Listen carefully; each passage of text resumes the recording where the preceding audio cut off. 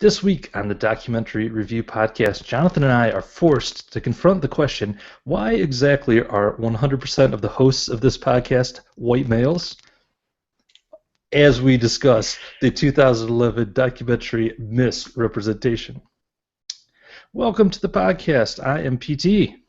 And I'm Jonathan. Glad you can join us this week. Indeed. Let me just start us off on the right foot, Jonathan, by I'm gonna be enjoying this salmon-colored Mike's margarita. Now, some of you people out there might be like, that's a girly drink. If you said that, you are going down because you are reinforcing sexual stereotypes. And plus, it's very tasty. So That's right. And as not so uncommon, I'll be drinking a glass of Cabernet Sauvignon. So take that. nice. That's right. Two drinks that have no gender bias whatsoever. Completely Right. could be drank by either gender. All right, so we're going to be talking about misrepresentation. Why don't you give us your signature synopsis there, Jonathan? Sure. This is a 2011 documentary by Jennifer Newsom, and she dives into it because she's about to have a daughter and wants to take a hard look at the way media portrays women and the effect that has on women. Is it are women portrayed because that's how they are, so that's how they're portrayed, or are they portrayed in a specific light and that influences how they actually are and behave in society? It's kind of the premise, although in my opinion, well, I'll save all that till later, but it basically runs through various effects that can have on the female psyche in American society due to media influence. All right, good synopsis. So give us your quick take, your thumbs up or thumbs down. Where are you going on this one? I'm going to give this one a pretty big thumbs down. I basically hated this documentary. It was Okay. definitely my least favorite of all the documentaries we've reviewed to date. Okay, interesting. I was pretty borderline on it. I was just thinking about right before we hit record. Am I going to go thumbs up or thumbs down? I think I'm going to go thumbs up, and well, I guess we can just get into it. I mean, the reason that I'm giving it thumbs up is because I really agree with like basically everything that was said, and I think it was important issues, and they presented their cases fine and everything like that. The part where I'm like not sure whether to give it thumbs up or not is just pretty boring and not very well made. Not very well made, you know. So like I should probably have given it a thumbs down just because if we're not. Yeah, I don't know. I don't know if I should review the content or the actual like execution of the documentary. The execution of the documentary is a big thumbs down. The content, I'd give a thumbs up to. Interesting, yeah. So I would say I just the content I think could have been good. Like I think that they pose some great questions in here, like what is the influence on media in American society and specifically on women, and should that be regulated? That seems like a really great question and something that I think they completely failed to adequately tackle in this documentary. They kind of, in my opinion, for the most part, threw out random statistics and then failed to cause any, or to prove any relationships between what they perceived as negative media biases and then the real impact that they had on young women or American society in general. I thought they took a one-sided look at it and then they drew very faint or no parallels at all. They just kind of said it was they use the kind of logic where they're like, oh, you know what, everyone that robs banks, eats salmon on occasion, therefore eating salmon robs banks, or creates bank robbers, and that was the kind of logic they used, which drove me crazy. I was really expecting a good hard look, where they'd be like, since X, Y, or Z had happened, here's some statistics on one thing, and here's some parallel statistics, and they again, just kind of made really broad brushstrokes, made huge leaps in logic, and only showed, a really biased, one-sided view of I think, all their issues. Hmm. So I didn't like it for all the reasons. And then, yeah, it was kind of boring as well. All right. And I think it wouldn't have bothered me as much if I didn't really like believe that there are some issues out there that could have been tackled, and I think this was a big miss, for the things I actually cared about. Yeah, that's interesting. I mean, I agree with some of what you said for sure. Like, there's this famous quote. I think it's from Stalin, who said, a single death is a tragedy and a million deaths is a statistic. Well, I want to spin that for a little bit for the filmmakers of this and say that one good statistic can be very effective, but like 18 million statistics thrown at me in rapid fire succession. Like at first when they were like, because like between every scene there'd be like, they'd throw 10, 15 statistics at me. And I was like, at first I was like, ooh, that's a cool statistic. Let me write that down for the podcast. And I made it into about 2 of those where I was like, oh, there's no way I could keep up with these. And there's so many statistics. And I think a lot of them were good. A lot of them were great stuff that could have been delved into, but there was so much. And again, like this documentary, and I think here's where I agree with you, is that it's so broad. It was like let's make a documentary about like pollution.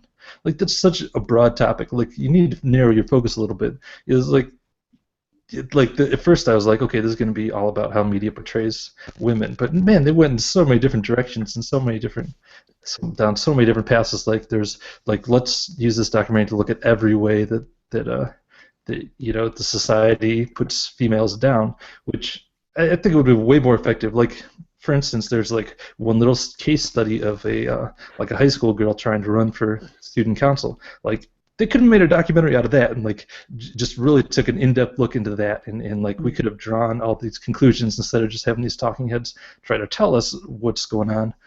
If they would have just focused their focus a lot more, I think this could have been a much better documentary.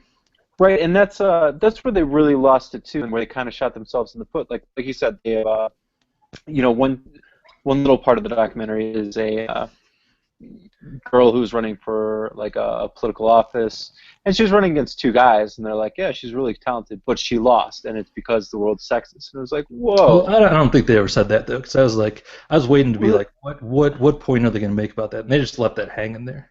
They but kind of, but I think the point of that whole section was that women don't have any like political role models to look up to that are like them, and it's hard to get started because of that. And here's an example of a woman who is trying to do that, and look at her, she's a cool case. I didn't get from it that they were saying she lost because she's a woman at all. Right. Well, I mean, I don't know. I guess they didn't actually say that line, but I mean, like when they got to it, they were like, she didn't win.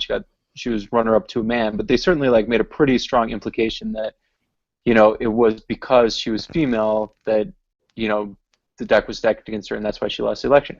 That might have been true, and if it was, I would love to have heard the argument. But the problem was you can't just be like, yeah, it was basically because she was a woman, and that was kind of certainly the implied message there.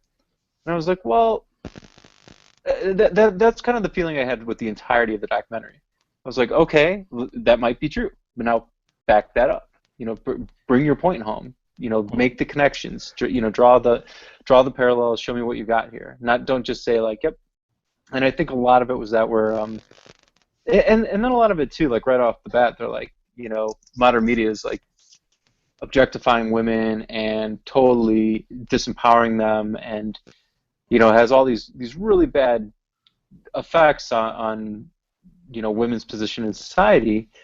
And again, like one of the things I was thinking like right off the bat was, well, in 1920 there essentially was no media. I mean, newspapers existed then, but certainly media wasn't what we think of as modern media today at all. It was barely in existence. And 1920, women couldn't vote. Women, beating your wife was considered teaching her a lesson. You know what I mean? There was huge sexual inequality and huge women's rights issues that were horribly wrong. And fast forward, 95 years, and we've had huge leaps in, the equality of women, and the not saying it's a problem solved or anything like that, obviously still a long way to go. We've made gigantic strides over the time that we've seen the birth and the rise of modern media. And I wanted to see an argument to say, yeah, okay, well, your argument is that modern media is totally keeping women down. Well, I think a pretty good argument is, no, women have had massive strides in rights and equality during the whole birth and span of modern media. Are things kind of, could things be better? What are the real issues? Why is it the way it is right now? I mean, they could have really dove into that, because I think there is an argument there. I'm not saying that modern media treats women well, but I'm saying you got to make a better argument than just be like, oh, media's objectifying us, it's horrible. Well, bring that home, because I don't think that's what this documentary is trying to do, though, at all. Like, you gotta look at this. First of all, this was made for Oprah's network. Okay, I definitely think that their target their goal of the documentary is like, let's take people who are skeptical that media is bringing women down and convince them. I don't think that's their goal at all. I think their goal is like, hey, most of you probably already know that the media's keeping women down. Here's some examples of that, and here's some different spins on it that you may not have thought of. I don't think that they're setting out to convince us of that. But I mean, you're right. If that's their goal, then they probably didn't do a very good job. But right. But I mean, then what was because I mean, it seemed like the goal really was, because it just was fact after fact about and it always pointed back, like the whole thing just pointed back to media. It was like, there's not enough women, I think the filmmakers and me would say, I don't think there's too many people who would disagree that the media is holding women down. I don't think that's what they needed to prove, and I don't think that's what they're trying to prove. I think they're trying to say that, hey, here's this issue that you probably agree with already, but here's like a bunch of different examples and different applications of that you might not have thought of. Yeah, maybe, but I mean, like, even then, it just seemed like the reason, the things that they were saying are keeping women down, and like, the way they think it's keeping women down and everything. Like, I didn't take that at face value. They're just like, yeah, I mean, there's sexual imagery of women all over the media, and that's totally putting women down and keeping women out of office and having all these massive negative effects. And I was like, well, back that up. And they never really did. I mean, yeah, they flashed some statistics, but even the statistics weren't like really never directly related. You know what I mean? The statistics were like, 1 in 4 women have been victims of sexual abuse. Only 30% of women on television are represented, or like whatever, 90% of the women on television are only 30% of the actual population, women being, between 18 and 26 or whatever. It's like, okay, those things seem kind of like bad, you know what I mean? It seems like, yeah, it should have equal representation of everyone, but is it really bad? Is there really a negative consequence to that? I mean, do 50-year-olds in Wyoming, are they affected at all, because there's not 50-year-olds in Wyoming on television? Maybe. Right. I mean, prove that. I mean, that's kind of what I was looking for, a little substance.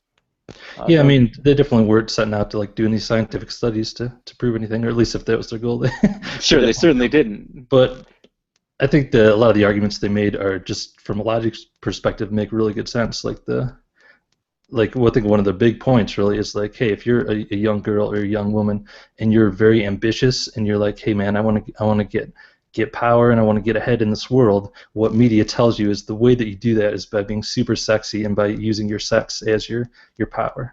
And that's the message that's constantly driven home to women. And it's hard. So the very women that are ambitious, the boys who are ambitious like that, the message they get is, work hard and you'll get ahead. Whereas the women, who could be our great leaders and our great politicians and all that stuff, are getting this other message. So they're getting derailed very, very early on. I thought that was kind of a high level point that I thought made a lot of sense to me. Yeah. Again, like, I don't know. I mean, like, I guess, like, I wanted things like that just backed up a little bit more than just saying, like, take it at face value that, yeah, is that really happening? Because, I mean, they also say, there's not really any good role models for women, and I mean, there's a ton of great women protagonists. They also mentioned that there's like no, I mean I guess you go back through and track it all. They said, only like I think 20% of protagonists in film and television are women. And then they also said like, oh, all those are basically crap roles. They're either in, Yeah, and I totally agree with that 100%. Like one great example is like I don't know if you ever heard of, and I was waiting for them to talk about this, but it might not have been a thing in 2011 when they made this, but I don't know if you've ever heard of the Bechdel test, but that's a test that you can apply to movies, and like it doesn't work to say is this movie sexist on a specific scale, but if you look at across all movies, like hardly any movies pass this. And like I was thinking about, does Avengers pass this, the Age of Ultron? Pretty sure it does not pass this test. So here's the test. Okay, let's hear the test. So there's three criteria. Are there at least two female characters in the movie? Do they talk to each other? And do they talk to each other about something other than a man? So, and it's once you know that test and you start looking for that in movies, it's insane how few movies pass that test. I don't know. I mean, like, okay, yeah. I mean, like, what would be the counter guy sexist version of that test? I mean, like one. I guess I mean, like, I have never thought about this test. I didn't know about it until 2 seconds ago. But even like, they were like, yeah, there's a lot of like essentially female superheroes. I mean, Avengers kind of made me think of that. Avengers is certainly a guy-driven film. Most of the heroes are men. There are certainly, two notable female cast characters in the new Avenger movie, and both of them are awesome. They're, neither of them are weak, and neither of them are, well, I guess in this one Scarlett Johansson is kind of have a love story thing going on. But essentially both are very empowered, very cool characters. And like they make the point that all these new, female characters are basically just like still to appease male audiences because they're sexy and they look great. But I mean, on the flip side of that, I don't know if anyone noticed, but Captain America and Iron Man and Thor are also pretty darn good-looking, not normal guys. You know what I mean? They're super abnormally ripped and good-looking, and I think that's what being a hero in a movie is about. You don't want to see. Yeah, I don't think their point is that you can't be good looking. I think their point is like that's the main point of the characters. I mean, Captain America and Thor, their main storyline in the movie is not, oh boy, I really wish I could get back together with my girlfriend Jane, who's not, or whatever. Right. That's right. But not the main. Neither is Black Widow. I mean, she's certainly. That's her main storyline. Her main storyline in the movie. I have to admit, in this one, Avengers 2, in Avengers 1, it wasn't at all. She was a really strong character, and she still was in Avengers like 2. Way the exception to the rule. And Joss Whedon is a big feminist. Like that's by far the exception to the rule. Obviously, but I mean, like you've got your like Kill Bill, Contact. I'll throw Basic Instinct out there, even though she's a villain and uses sex for her advantage a lot, but she's still really powerful. Misery, Fargo, Thelma and Louise. There's tons of movies where you have great female characers out there. Yeah, but you just went over the past 30 years and named like 5 movies. Like if you looked at the movies that are in the theater right now, I guarantee that the vast majority of them are this. I mean, I can't even believe that you would deny that this is a thing. Like it's crazy to me. I'm not saying that it's Roger Ebert and Driscoll out here for this. Right. Well, I'm not saying that there's not a disproportionate number or anything like that.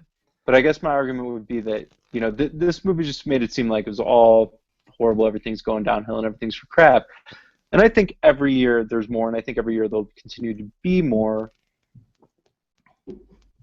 Strong female characters. I think there's a lot out. I don't watch TV enough, so I can't bring up many TV examples. But I know there's. And again, I can't speak too strongly on it because I've never seen basically any of the shows. But I know there's a lot of leading lady shows out there right now. And again, those are kind of like top of my head movies. But I'm sure there's.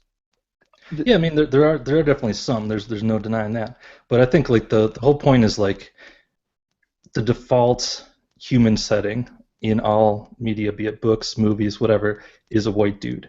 That's like your default setting. Like if there's a movie or a TV show or a book or whatever that has a female lead, that's like what they're asking about in interviews. They ask like one author I like a lot is Joe Hill, and he a lot of times has female protagonists, and he's always pissed off about like, God, why in every interview do they ask me like Like, how do you write such strong female characters? Like, why should that even be a question? Like, that's the default setting is the white dude should be the hero, and anytime it's not, I mean, it does happen that it's not, but anytime it's not, that's the exception. And I think where that gets weird is like I have a daughter and you have a daughter, and now my daughter's like getting into books and getting into movies and reading more, and she, like, a lot of the stuff that she consumes now, she has to like put herself into the male role. Like, she's kind of big into Harry Potter right now, and so she kind of puts herself mentally into the male role, which is fine. There's nothing wrong with that. But guys definitely do not do that, as nearly as much. They don't have to do that because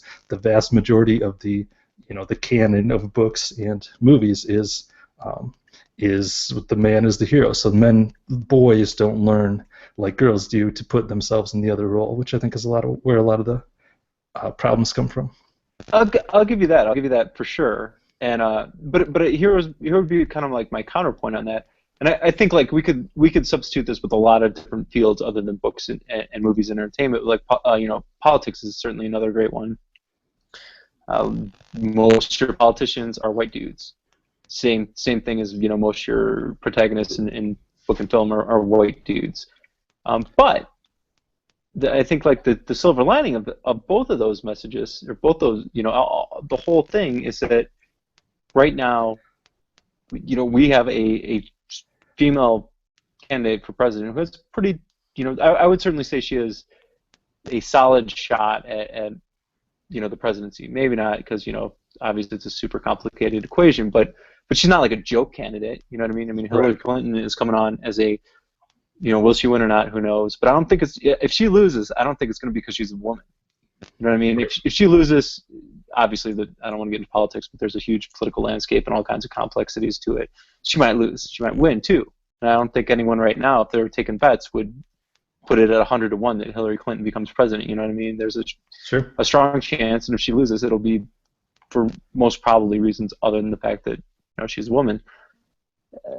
And I think, and obviously, not a lot of female presidents. We haven't had one yet. Not a lot of female candidates or anything like that. But it's getting better every time. And I think,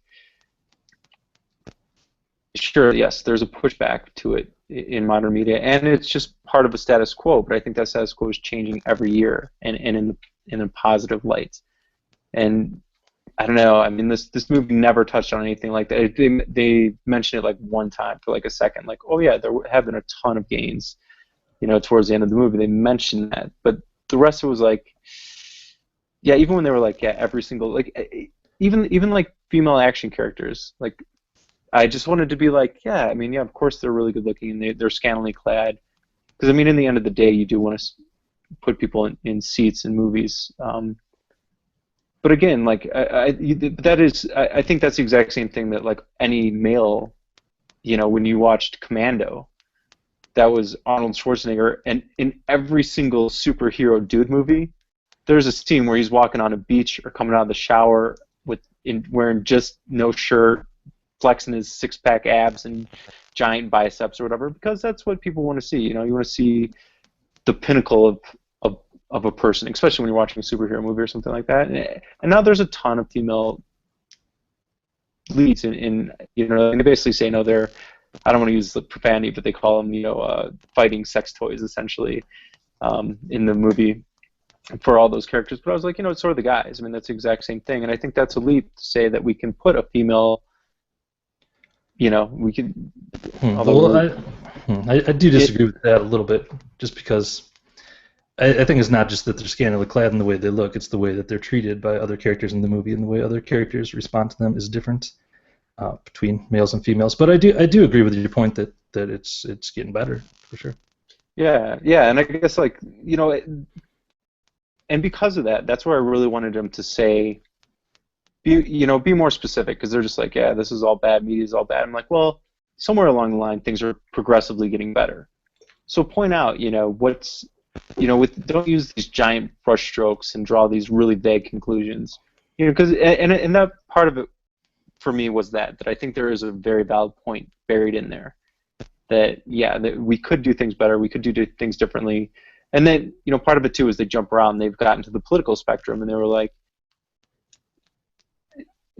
other than there were some things were actually shocking that to me, like how Fox News treated women. I don't watch Right. Fox News, and I was like, holy shit! I would think that was like a news story the way these people are talking on a quote unquote news network. But anyway, other than that, like the rest of it was like, yeah, I mean, people really bag on female politicians, but people really bag on Right. Yeah. all politicians. You know what I mean? That's part of the political landscape. I mean, poor Barack Obama. I mean, granted, he was the first black president, but oh my God, the things they said about that man were, you know, borderline immoral. Right. But I mean, that's part of politics. It's just horrible mudslinging. So Sure. of course, when we get in the game, they're going to pull, crappy punches and all that. Right. One thing that was cool is our pale Paul Haggis was back from from Going Clear, and I was wondering, is he in Scientology right now? Is he being interviewed? I think he probably was. Because of when this was made, I bet he's still in Yeah. Scientology right now. Oh, dude. So, Yeah, it's interesting. uh, so yeah, so I was glad to see him.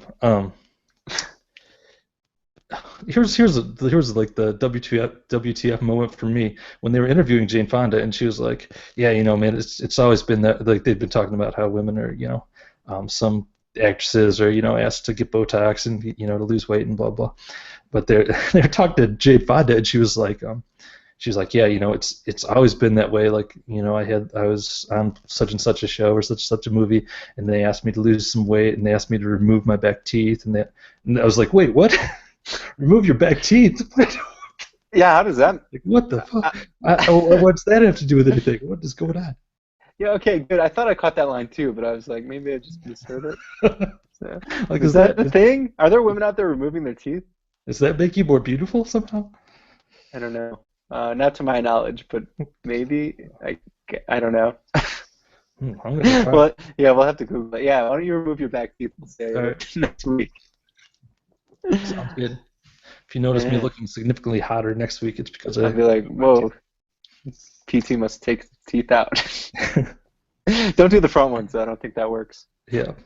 One thing that was really interesting that I would, again, they just glazed over it, and I would like to see a whole documentary about, was the whole thing about women who were in factories and stuff during World War II, and then post World War II, you had to be encouraged. Basically, they were either fired or encouraged to go be housewives through media and stuff like that. And I thought that was a very interesting idea that I hadn't heard before, and I would like to learn a lot more on. But it was very, not gone into very much at all in this one. But I thought it was interesting. No, yeah, thing. yeah, I'm down with that. I think I would actually like to watch a documentary just on that transition of the females out of the workplace, because what a weird concept, Right. that literally every single the mass majority of working able-bodied working men were in the military, and then all of a sudden they came back and we just said, give us our jobs back. And Right. I don't know, weird, Interesting. but yeah, very. I also think after watching, well, I guess we're doing it now this episode, but after watching last week with Siskel and Ebert, and then this week that one lady who's a host on some MSNBC show was saying like if we shout if we shout more during the show, we get, like, she had some specific number she gave, this much more viewership. So it's like, ooh man, maybe we need to shout more at the podcast. Oh yeah, we don't shout a lot. This is like our first real closest thing we've had to a disagreement on the documentary. So let's pick some more like this, I guess. I don't know. We should just talk about Inception every week and be good to go. There we go. I think that would probably do it. I'm trying to see what else I got. Yeah, I was skimming through all my notes really quick. I wrote a thing about Sarah Palin, but I'll just probably let that one lie. Sounds good. Yeah. When they were really, really defending Sarah Palin and like ripping on the media for like how much they attacked Sarah Palin, I don't know. That's a hard one to defend right there. Yeah, I mean, I thought it was kind of interesting when they were kind of making the comparison with her and Hillary Clinton and being like, basically, it doesn't matter if you're hot or unhot. Like, the media is gonna use that is going to talk about your appearance, whether they're going to use your hotness as a way to bring you down, or your unhotness as a way to bring you down, basically. I thought that was interesting. That was a little bit interesting. Yeah, and again, like all like the horrible like media, like news comments that they went after. Uh, they were all from obviously really conservative news networks. I didn't realize how conservative, honestly. I feel kind of dumb about that. That was like, yeah, just saying crazy stuff about the female candidates and things like that. But so yeah, I mean, I felt them for there, but you almost have to feel like that wasn't even, that's not like a real news report, newscast. None of the major networks would like, if someone on ABC would have said any of that stuff, they would have instantaneously lost their job, and there would have been an uproar about it. I just wasn't aware there was news networks that allowed that kind of crap. But yeah, hopefully not too many little girls are watching Fox News. God, I hope not. Hopefully not anyone. Who watches that? My wife used to work for it. All right, me. So hold on, my lawyer's talking in my ear. Okay, my wife used to work for a large corporation that was that faced the public, and she was in a retail public-facing environment, and a professional space where money was exchanged. That's all I could say about it, as specific as I can get with it. But there it was the corporate policy to have Fox News on. That was the only station they could have playing, and like the employees like were all not fans of it, and like even like it like made a complaint and asked, hey, can we do CNN instead or something? And it was like, no, the policy is Fox News. So, wow. Yeah. Okay. Pretty crazy. So apparently bank lobbies are who's watching it. Okay. Rock on. But I wonder if they're owned by whatever. Who can keep track of what could be. The hierarchy of the people, seeing people own the media networks that own the bank, that own Fox. Right. But anyway.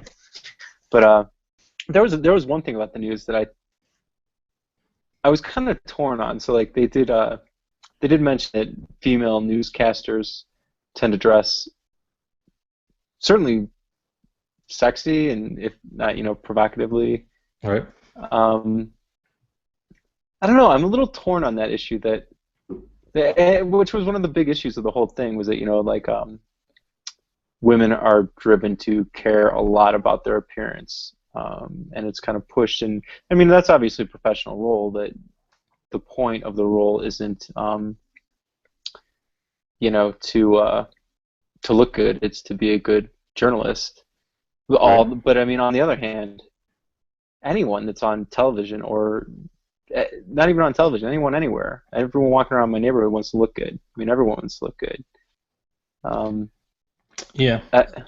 I think, I guess my opinion would be that there's definitely a different standard of like what's TV acceptable for dudes versus chicks. Like there's a reason that like Kevin James had a TV show where he was like married to a hot looking chick and stuff like that. There's a reason like Tony Soprano was like a big television star and had a skinny, good looking wife.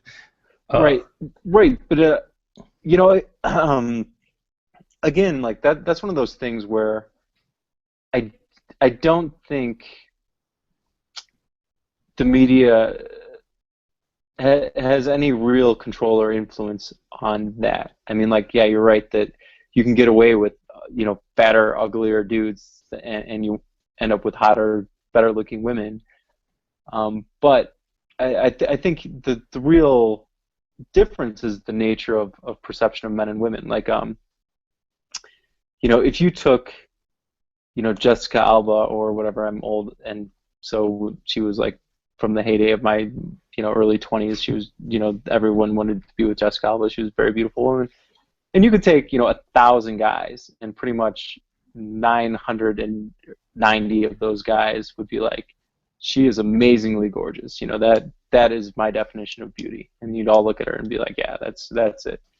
And then you could take any guy, I don't care what guy, and it would be a way different dynamic on, from a female perspective. Like you could take a guy like Tony Soprano, James Gandolfini, and a lot of women would be like, he was really an attractive guy. You know, I mean, he's overweight and he's a big guy, but I'm sure a lot of women would be like, he was really attractive. You know, that, and you could take Brad Pitt, and I bet you could find a huge percentage of women that would just be like, yeah, you know, he's okay. You know, he's kind of good looking, but he's not my cup of tea. And you can take, you know, just their perception of what is attractive for a man, you know, and I don't know, maybe I'm way off, and I'm just, you know, been raised in a sexist environment, and this is a incorrect perception, but it seems like you could, you know, the mass majority of men tend to see certain physical attributes and think that's attractive, and they're very similar attributes.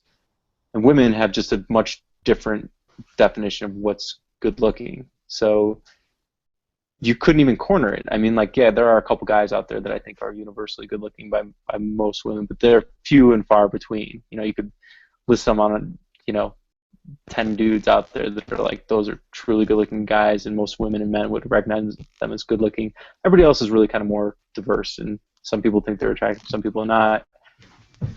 But for women, for guys and women, you know, you can put the girl on the swimsuit or the cover of Sports Illustrated swimsuit issue from any given year, and they're like, that's it. You know, that's what's attractive to me. So I think that's more of the cause than like media is trying to make, you know, objectify women. Not that they're not; they want to get their ratings, but they're reacting to a public perception. They're not creating it.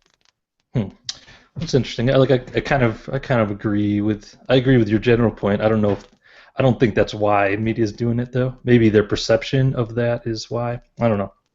Right. Well, I mean, I think. Yeah. You know, I think basically to boil that down from like if you own a news station or a media company, you know, if you look at it, I guarantee if you got really hot buff dudes that did the news every night, and your news ratings would spike, hot buff dudes would be newscasters. You know, I think the fact that wouldn't make any difference, and in fact, it might hurt your ratings. You know, I think there's a lot of people that would turn in and be like, "Who's this?" You know, and I mean, maybe it wouldn't have any impact at all. But if it did, you'd be doing it. You know what I mean? Like, networks aren't worried about having old white dudes. If they were like, oh, all it would take is one network to be like, oh, we got this young hot dude, and our ratings are way better than everybody else. I guarantee overnight, that'd be the act. No, I agree with that. I guess it's kind of a chicken and an egg kind of thing. Like, I don't know. Like, I agree with what you're saying. I still think it's a problem, though. It's still a problem that all the vast majority of women that we show are young girls, as public people are dressing, you know, provocatively and are really beautiful. So if they are not that beautiful, they feel like they're weird and they feel like they can't be in those positions.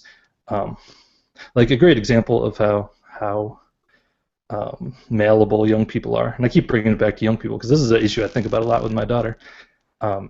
A great example of that is like my daughter totally wants to be a teacher. Like anything else, she's really smart, and I always recommend like, oh, what about this job? What about this job? If she wants to be a teacher, that's perfectly fine, and I'm sure she'll probably grow out of the teacher thing. But I mean, obviously, the reason that she wants to be a teacher is because that's what she sees all day, you know, and that's what she's exposed to.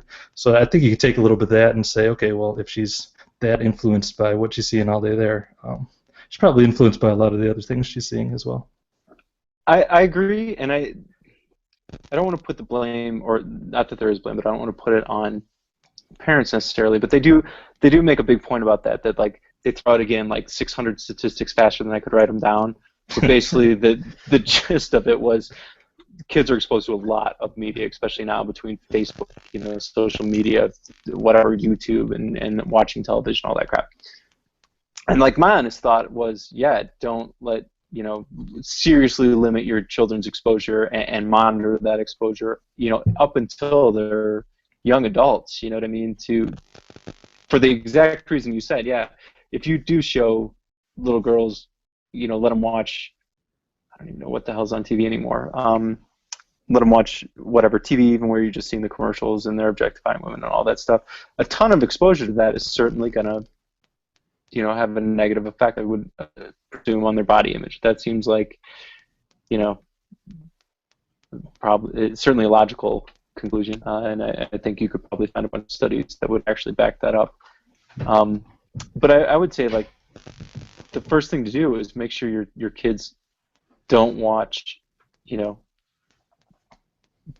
bad television, even young kid television. I mean, like, you know, like, and I know I'm the odd man out on this issue anyway, because I don't even have television in my house. Like, you know, we don't even watch over-the-air television or have cable.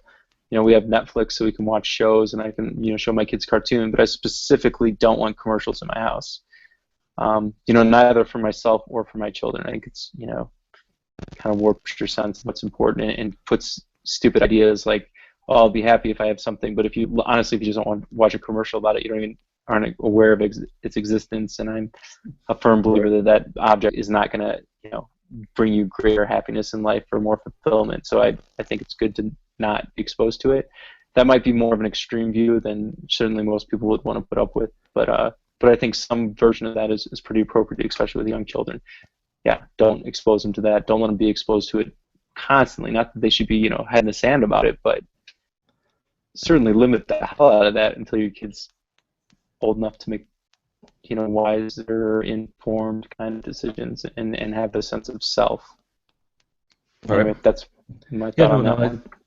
I definitely don't disagree with you on that. There's definitely only so far you can go with it, though, because they mentioned in the movie, there's as many scantily clad women in G-rated movies as there are in, you know, R-rated movies, and you know, they show a montage of a ton of like Disney princesses and stuff, like showing their midriff and with very provocative outfits. And you know, what are you gonna do? Not let your kids go to the store and like see the magazine rack that has all the women on it and stuff like that as you're checking out. So, but I mean, I do agree with your point. I'm just saying that there's only so far you can really go. Right, and I agree. And I mean, like, I think the answer isn't to like don't let them see the magazine rack. You know what I mean? I'm certainly let them see that. Obviously, I mean, let them be exposed to society. You know, and I know that's easier said than done too. But certainly, yeah. I mean, when you're checking out at the grocery store and it's right next to the checkout, there's not too much you can do. Right. But the thing you can do even at that point, if you see your young daughter totally looking at that stuff or whatever, would be like, you know, yeah, you know, just have like a, you know, my philosophy is just an open dialogue. Be like, hey, you know, what are you checking out that chick or whatever? Yeah. Like, yeah, she's really fit. You know, does she look realistic? And then maybe talk to her about airbrushing or whatever. You know, just kind of have an open, real dialogue with them. And granted, yeah, I mean, you know, life's complicated and you might screw it up, but again, that open dialogue at least will, you know, help to hopefully put, you know, steer your kids in the right direction and have a good influence on them. But yeah, and again, I don't mean to make light of the fact that there aren't issues here, but I thought that like they were horribly presented in this documentary. All right, fair enough. Anything else on this documentary before we close it down? Yeah, there's one quick. I think we're running a little late, but one quick one. I'm going to say one line that they threw out there that really like caught my attention was that it's harder to get men to watch television than it is to get women to watch television. And I mean, like, maybe that's true, but I was like, I mean, again, that was one of those things where they just threw out the line. I was like, I think they're saying that's the media creators' perspective, is that they're more concerned with trying to get the men to watch television than they are with trying to get the women to watch television, and they just assume that the women are already watching. Yeah, but I mean, that was the actual quote. I mean, I did write that one down. It's harder to get men to watch television. Right, but they were saying that's right. That's the media perception of it. Yeah. I don't know. Yeah, that was one thing that I thought was a little odd. Maybe I just mistook that one. Yeah. Yeah, no, I think that's might be. Yeah, that and that was, again, I guess we kind of already covered it. My other big one was like they mentioned the consumer voice is the most powerful. That was one of their arguments close to the end, and that I totally agree with. You know what I mean? That goes back to my point as to why, you know, if you put Chris Helmsworth on, you know, doing the nightly news instead of Brian Williams, and it bumped ratings by 30%. Well, guess what? Brian Williams would be out of a job, and, you know, somebody who looks like Chris Helmsworth would be, you know, rocking the news. And I think that's always the case for, like a lot of times we vilify corporations, and not to say that corporations shouldn't be vilified from time to time, but I think sometimes we do it incorrectly, where it's not like the corporation started off to make a sexist product. They were just like, hey, we're going to make some money, and somebody put a hot chick on a news station, and they were like, whoa, our ratings just went up. That became the business model. Everybody subsequently put hot chicks on, news stations. It wasn't because they were seeking out to make news stations sexist by women. They were just trying to get higher ratings. In the end of the day, that's what they're doing, and that's the consumer voice right there. It's what you choose to watch. It's what you choose to purchase. If Budweiser put super hot chicks in their ads and their beer sales declined 15%, they would have never put another hot chick in an ad. It's when they do that and the sales go up, they're like, well, business model. We do that. Right. But I guess my counter to that would be, like, at the end of the day, who cares if, like, what their attention was? Who cares if it's some sexist guy who's like, oh, we're only going to put hot chicks on the news, or if they're like, well, this is helping our bottom line. At the end of the day, the impact on society is exactly the same, whether it's a nefarious intent or not. Right. Agreed. And that's where I wish this whole documentary would have circled back around and put. I wish the focus of it would have been something more like, should we regulate this, and if so, how, or whatever. Especially if you think like the point, they weren't trying to make the point that this is a bad thing. This, because like you said, everybody kind of agrees. Yeah, women are objectified in television. So sure, if that's the given, if that's the understood problem from the get-go, then yeah, let's bring that debate up. Should we regulate this, and if so, how? What's the idea behind it? Again, because then it's I think a good public debate. Yeah, I think there should be government regulation. How far should we take it? Then it gets complicated. Then we've got to really look at the facts and where things go and what really affects society and what doesn't. And that's kind of what I think, if we would have seen something like that, I would have been a lot happier about it. Gotcha. Fair enough. So, I did like at the end how I think their whole thesis, and I wish they would have spent a lot more time on it because, but I think their whole thesis was, hey, look at here's all the stuff that is, that makes it difficult for young women, all the ways that they're not seeing positive leadership and positive role models, and the solution to that is we need to show them more positive role models by doing like mentoring and that kind of stuff. So I think I would like to think that was kind of their goal, but they definitely didn't spend much time on it at all, if that was their goal. Right. Because the documentary was terrible. All right, Jonathan, what are you going to give it? How many stars out of 5? I'm going to give it 1.5. All right. Fair enough. How about you? I'll give it 3, I think. It's better than Kool-Aid, I'll tell you. All right, so if you want to let us know what you think, email us feedback at documentaryreviewpodcast.com. We do reserve the right to read your email on the air, so don't send us like a sexist diatribe or anything, because we'll definitely read it with your email address, and everyone will be able to contact you and yell at you. No, we won't share your email address, but just don't be a jerk. Yeah, and apparently if you have my actual cell phone number, you can text me comments about the show. That goes out to you, Jen. Thanks. Awesome. All right. Any text questions we need to address on the show here? No, just comment, but it's passed. So. All right, cool.